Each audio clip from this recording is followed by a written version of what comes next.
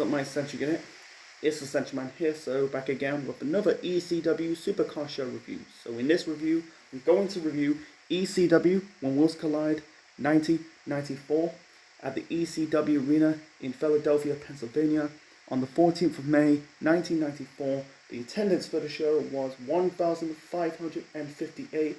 This show was the highly attended ECW event at that time.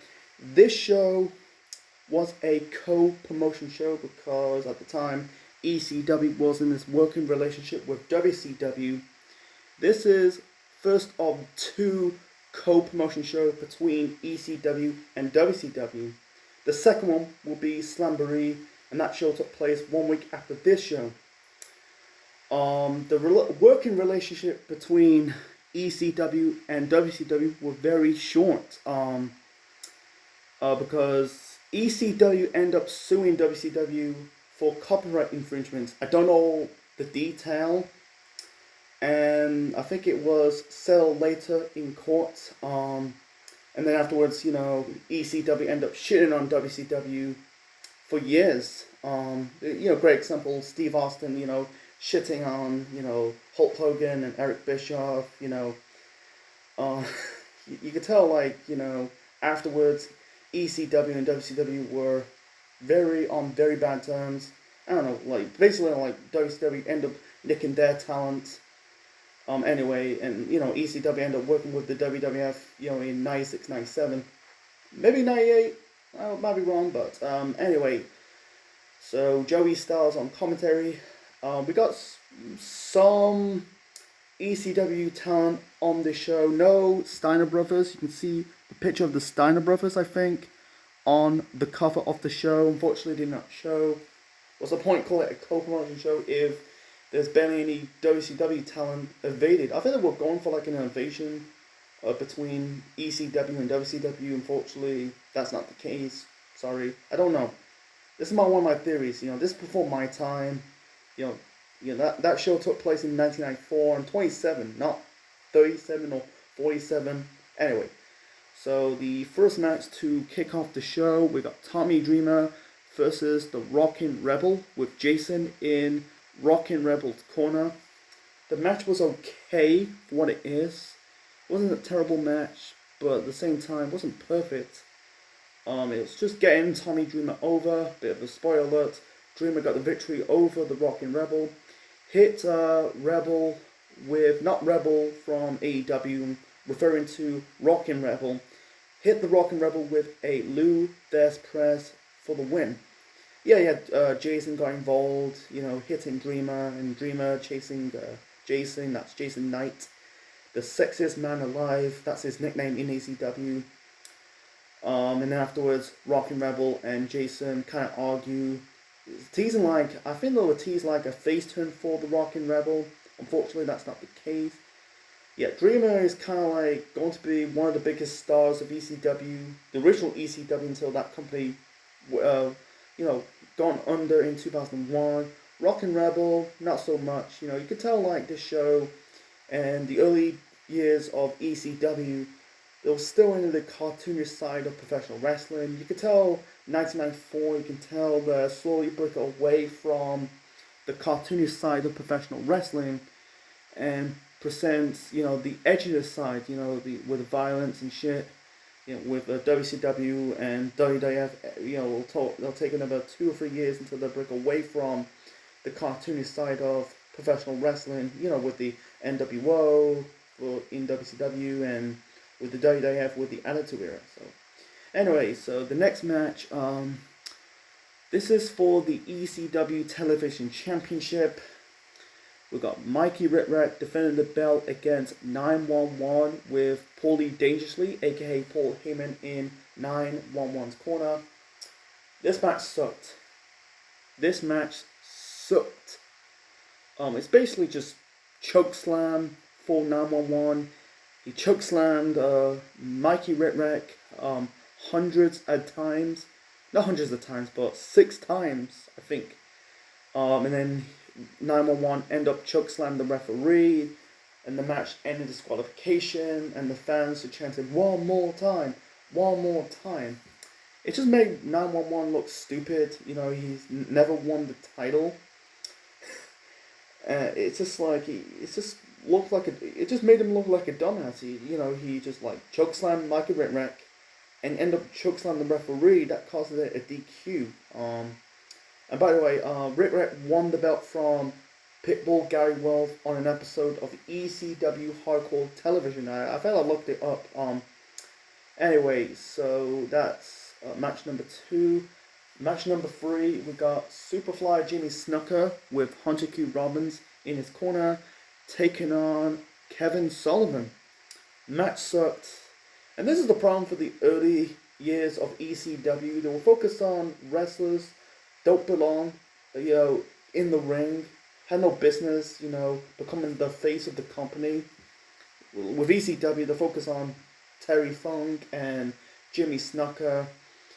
And also the wrestling kind of declined a bit. It got better years to come in the next couple of years throughout the 90s and the 2000s for ECW, but back then it was not that good, and they're just relying on wrestlers in the past like a Jimmy Snuka or Terry Funk. You can tell like afterwards they phase out those guys and focus on the youngest. The whole thing. I think the reason why the ECW thing worked, in the throughout the 90s, because the focus on younger stars like Tommy Dreamer, like Taz, like RVD, Sabu, the Dudleys, the list goes on and on and on, Shane Douglas as well.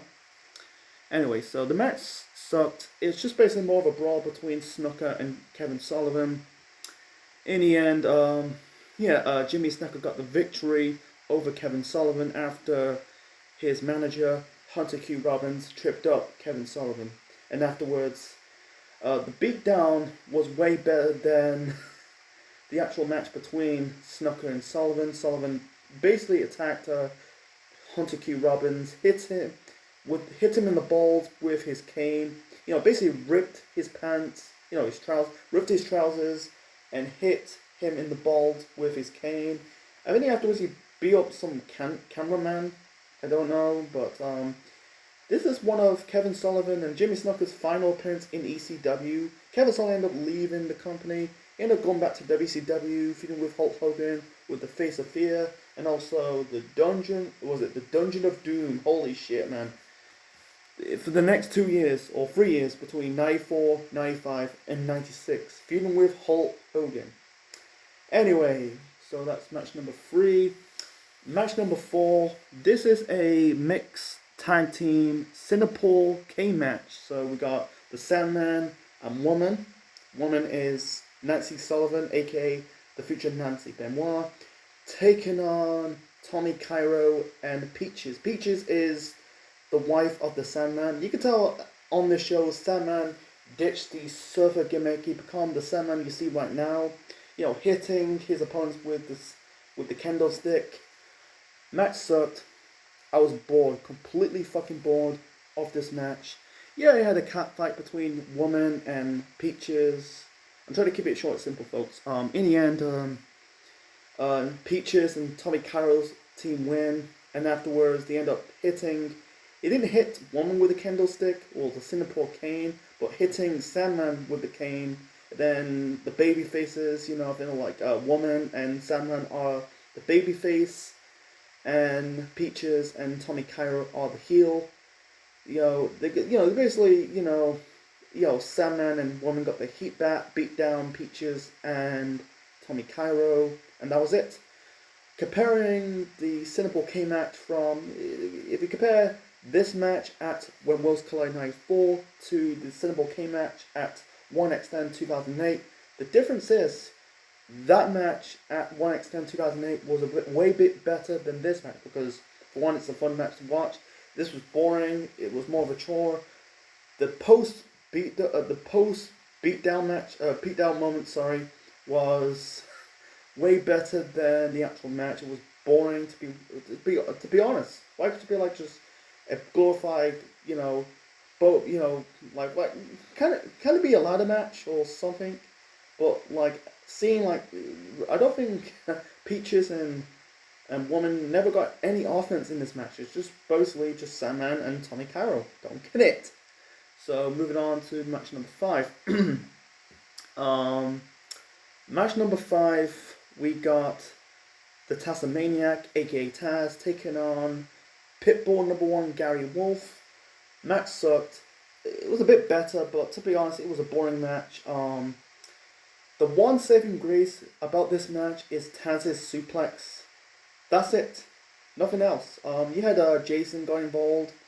That's Jason Knight. Yeah, he looks like Buff Bagwell, to be honest. You know, they both got muscles, they got goatees, and they got tan skin. Anyway, in the end, Gary Wolf got the victory over Taz, hitting Taz with a chain for the victory.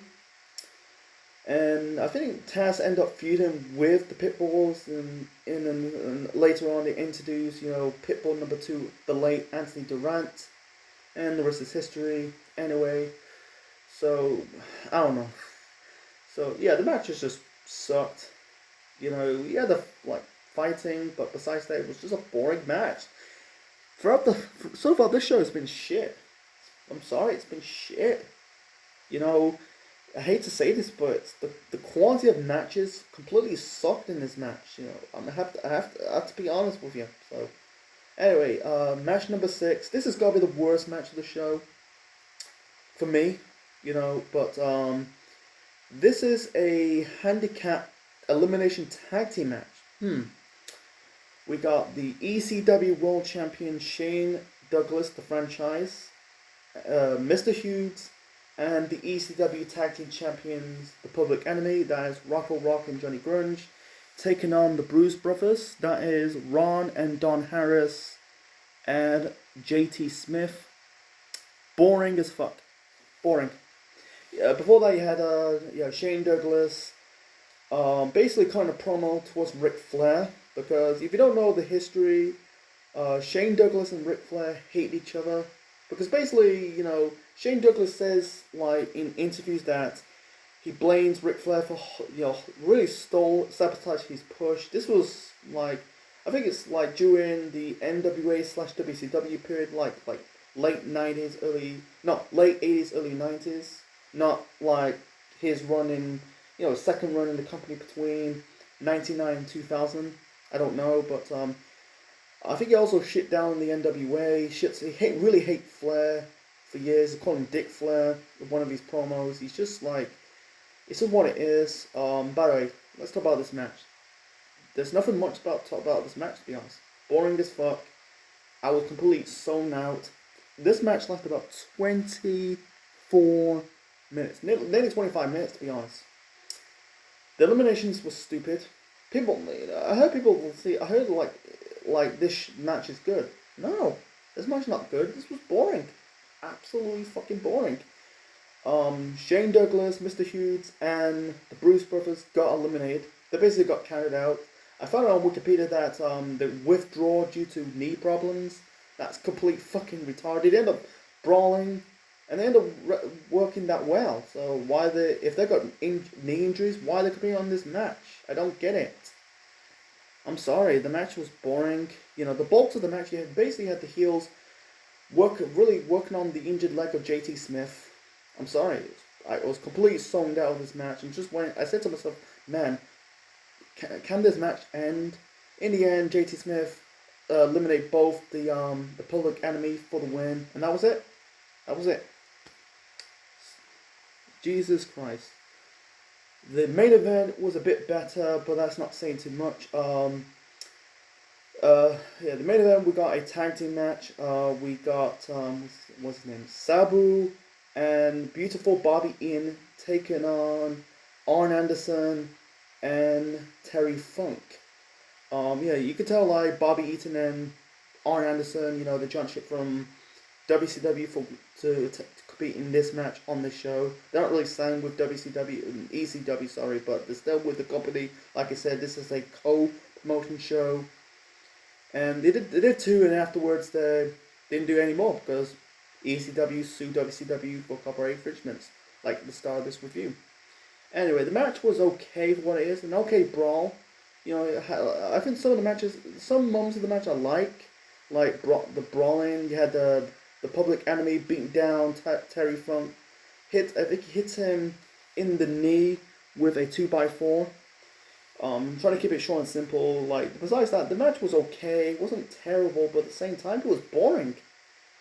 This was nearly 20 minutes. You know, like these matches, I wish they just cut these matches in half, to be honest, in my opinion. But it was a chore to watch. In the end, Sabu locked in a Boston leg crab onto Terry Funk. Funk submitted, and Sabu and Bobby Eaton got the victory. So afterwards, you had a promo between the Public Enemy and Paulie Dangerously, Paul Heyman. He kind of praised Terry Funk, but at the same time, he basically challenged him. He's not competing in the match, but it'll be the next match. You know, he challenged him and his brother in a match at the next show. That's Hustle City Showdown. It was it the Public Enemy versus the Funk Brothers? That's Terry and Dory Funk. And yeah, that's another story for another time, another review for another time. So anyway, my final rating for the one and only ECW When Worlds Collide 94. It's really funny that WWE went on to do 2 Worlds Collide shows in 2019 and 2020. Those shows are way better than this show. This is a drizzling shit show. Actually, not a drizzling shit show, but this was not good. It was a bit better, but that's not saying too much. There was no good matches on the show, to be honest. The 2 matches were okay, like the opener, Tommy Dreamer, Rockin' Rebel, and the main event. Besides that, I'd rather skip this match. I really actually skip the show at all costs, you know. I hate the, you know, like Jimmy Snuka versus Kevin Sullivan. The television title match between Mikey Whipwreck and 911, that was shit. So I almost forgot. Let's see, Gary Wolf, you know, versus Taz, and the elimination match. It was barely an elimination. You know, it was the Shane Douglas, Public Enemy, Mr. Hughes versus JT Smith and the Bruce Brothers. You know, Ron and Don Harris. Yeah, if you attempt to watch this on the network, I rather skipped it. So I hope you enjoyed my review of ECW When Worlds Collide in 1994. Sorry, a bit of a tongue twister moment. Leave your thoughts in the comment section below, smash the like button, click the bell, subscribe to the Central Man Network on YouTube, be part of the Central Unit today for more wrestling videos and more. Yeah, next time, the next ECW show I'm going to review will be ECW Hustle City Showdown 1994. Hope that show is a bit better than this show. So this is basically a slightly thumbs down show.